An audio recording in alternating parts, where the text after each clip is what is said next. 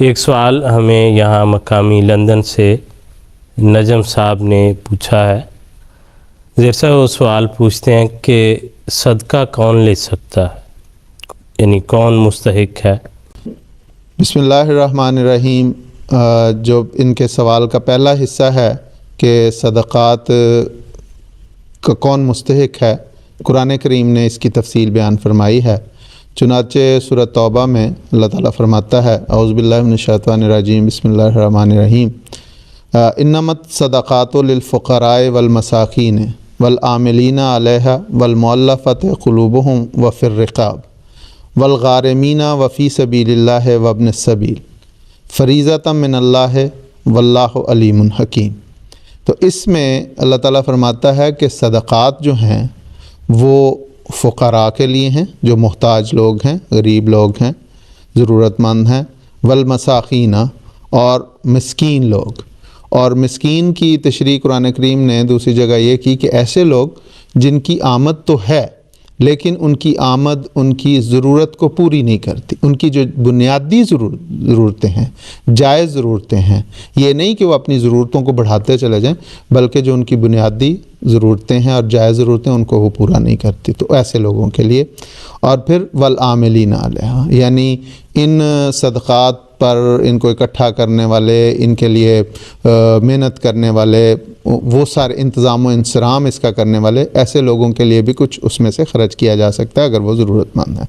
پھر فرمایا تالیف قلب کے لیے کہ جو ایسے لوگ ہیں جو نئے نئے مسلمان ہوئے ہیں، ان پہ بھی اس میں سے اگر وہ ضرورت مند ہیں تو ان پہ بھی اس میں سے ان کو تحفے تحائف وغیرہ دیے جا سکتے ہیں۔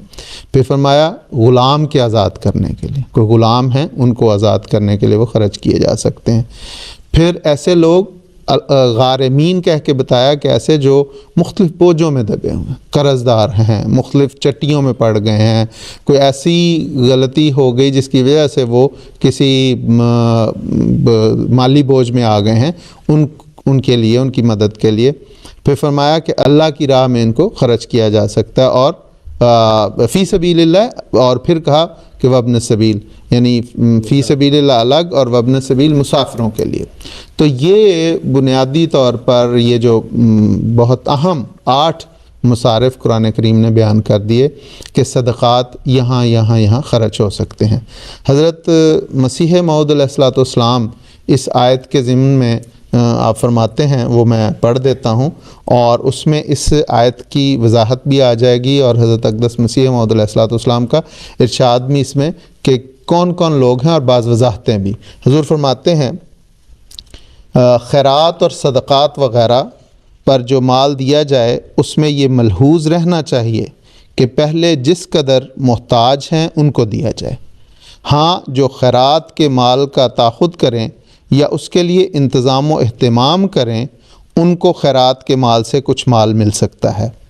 اور نیز کسی کو بدی سے بچانے کے لیے بھی اس مال میں سے دے سکتے ہیں۔ ایسا ہی وہ مال غلاموں کے آزاد کرنے کے لیے اور محتاج اور قرض داروں اور آفت زدہ لوگوں کی مدد کے لیے بھی، اور دوسری راہوں میں جو محض خدا کے لیے ہوں وہ خرچ ہوگا۔ یہ تو اس میں حضرت صاحب نے بڑی تفصیل سے اس کی اجمالی رنگ میں اور مختصر الفاظ میں اس کی وضاحت کر دی، اور حضرت اقدس مسیح موعود علیہ الصلوۃ والسلام کے اس ارشاد کی روشنی میں اور قرآن کریم کی اس آیت کی روشنی میں حضرت مسلم اور رضی اللہ تعالیٰ عنہ نے بھی اس کی وضاحت فرمائی، اور خاص طور پہ جو فی سبیل اللہ ہے اس کی اور باقی جو مصارف ہیں ان کی وضاحت کرتے ہوئے حضور فرماتے ہیں، حضرت مسلم اور رضی اللہ تعالیٰ عنہ، کہ 7ویں مد فی سبیل اللہ، یعنی جو اس میں 8 مصارف بیان ہوئے تھے اس میں 7ویں مد جو ہے وہ فی سبیل اللہ کی ہے۔ اس مد میں وہ تمام کام شامل ہیں جو قومی یا ملکی تنظیم، استحکام، حفاظت یا ان کی ترقی کے لیے کیے جائیں۔ اس میں فوجیں بھی شامل ہیں اور تعلیم بھی شامل ہے، سڑکیں، ہسپتال، اسی قسم کے وہ تمام کام جو صرف کسی فرد کے فائدے کے لیے نہیں بلکہ تمام قوم کے فائدے کے لیے ہوتے ہیں، شامل ہیں۔ پھر حضور فرماتے ہیں فقراء، مساکین، عاملین علیہا، مؤلفۃ القلوب اور غارمین کے ذکر میں در حقیقت فردی امداد کا ذکر ہے،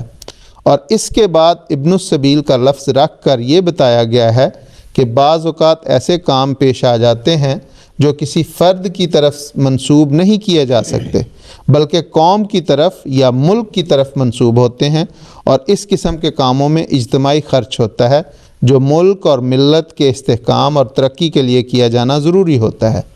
چونکہ ایسے خرچ کئی قسم کے ہو سکتے ہیں، اس لیے اس کی تفصیل بیان نہیں کی بلکہ ایک مجمل اور جامع لفظ رکھ دیا تاکہ ضرورت پیش آنے پر ذمہ وار لوگ اس کو خرچ کر سکیں۔